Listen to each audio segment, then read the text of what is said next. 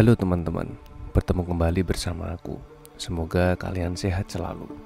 Pada kali ini, aku ingin mengajak kalian untuk jangan menjadi orang yang oversharing atau orang yang terlalu mudah untuk bercerita kepada orang lain. Aku yakin kalian pernah merasa menyesal ketika pulang nongkrong atau habis bertemu temanmu, kamu merasa kamu terlalu banyak bercerita tentang karir, percintaan, hidupmu, keluarga, atau hal apapun yang sudah kamu ceritakan semuanya ke temanmu. Aku sering melihat teman-teman atau orang yang suka curhat dan cerita sana sini tentang masalahnya. Mereka gibah ke sana dan ke sini, dan pada akhirnya itu nanti akan menjadi senjata makan tuan. Belum lagi jika bertemu dengan tukang adu domba, pasti akan ditambahi bumbu-bumbu drama yang akan membuat satu sama lain berantem. Dan kunci dari semua ini adalah kamu jangan oversharing atau jangan berlebihan dalam bercerita. Kamu harus mulai belajar untuk menyimpan sesuatu yang kiranya harus dirahasiakan. Kamu harus belajar memilah dan memilih mana yang dapat kamu ceritakan, dan jika kamu menceritakannya, kamu bercerita kepada orang yang tepat. Karena pada akhirnya tidak ada rahasia yang selamanya dapat kamu simpan. Dia akan selalu mencari jalannya sendiri untuk muncul dan diketahui oleh orang lain. Setidaknya orang mengetahui rahasiamu di waktu yang tepat, sehingga ketika kamu bercerita, orang lain akan paham dan mengerti. Oke, aku sudah merangkum beberapa poin untuk hal apa yang sebaiknya kamu rahasiakan dan tidak menceritakannya ke sembarang orang. Yang pertama, tujuan hidup. Aku yakin kamu pasti punya mimpi, punya tujuan dan rencana dalam hidupmu. Berbicara tentang tujuan dan mimpi, ini tidak bisa kamu ceritakan kepada semua orang, karena tidak semua orang mampu mencerna maksud dan tujuanmu. Pertama, ada orang yang mampu memahami dan memberi masukan kepada dirimu. Yang kedua, ada orang yang paham saja. Dan orang yang ketiga adalah orang yang tidak paham tentang kondisi kita, tapi malah menjatuhkan kita, dan dia biasanya akan menjadi orang yang sok tahu tentang apa yang menjadi pilihan orang lain. Sebagai contoh, misal kamu ingin membuat sebuah bisnis di bidang fashion. Kamu ternyata bercerita kepada orang yang model ketiga tersebut. Dia tidak mengerti bidang fashion, dia tidak paham apapun tentang bisnis fashion, dia hanya bermodal dari kata orang lain. Dan dia hanya merespon, "Kamu yakin? Sudah banyak loh brand fashion di luar sana. Kamu emang punya modal berapa? Emang kamu bisa jualan? Kamu aja kayaknya pemalas gitu." Dan lain sebagainya. Yang awalnya kamu semangat, kamu tahu potensimu, kamu sudah tahu strategi bisnis, dan kamu tahu apa yang harus kamu lakukan, tiba-tiba kamu jadi down. Kamu jadi orang yang tidak percaya diri, dan parahnya, kamu mengurungkan niat untuk mulai rencana awalmu untuk berbisnis di bidang fashion.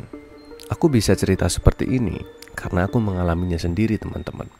Orang-orang sekitarku persis mengatakan itu kepadaku. Ya, pada akhirnya aku berjalan, melakukan dan merahasiakannya semuanya sendiri. Aku jalani langkah demi langkah, hari demi hari, dan ketika waktunya orang lain mengetahui, rahasia yang aku simpan akhirnya terbongkar sendiri. Aku selalu mengajak kalian untuk hati-hati dalam bercerita tentang mimpi, tujuan, dan rencana hidup kalian. Carilah orang yang mampu mendengarmu, orang lain yang mampu mensupport kamu, menyemangati, dan bahkan membantumu. Karena walaupun tidak berbentuk material, setidaknya kamu mendapat suntikan moral dan semangat dari orang-orang sekitarmu. Yang kedua, masalah pribadi, percintaan, masalah keluarga, keuangan, itu semua adalah masalah pribadi atau privasi. Aku pernah ada cerita, teman-teman. Dulu ada temanku, sebut saja Yanto. Dia sedang dekat dan kenal dengan cewek baru. Dia ceritakan kepada tongkronganku. Otomatis ada aku dan teman-temanku yang lain. Singkat cerita, ternyata ada salah satu temanku, teman tongkronganku, yang juga dekat dengan cewek tersebut. Sebut saja Joko. Pada awalnya seperti tidak terjadi apa-apa, tapi seiring berjalannya waktu, si Joko ini mulai berubah. Dia agak cuek, mulai sinis, dan menjauh dari tongkrongan kami. terutama ketika ada si Yanto. Beberapa saat kemudian, ternyata Yanto mengetahui si Joko berboncengan dengan cewek yang dia dekati tadi. Didatangilah mereka. Cekcok pun dimulai dan aku tidak tahu detailnya seperti apa. Tetapi efek yang ditimbulkan setelahnya adalah Yanto dan Joko sudah tidak mau lagi ikut nongkrong bareng aku dan teman-teman yang lain.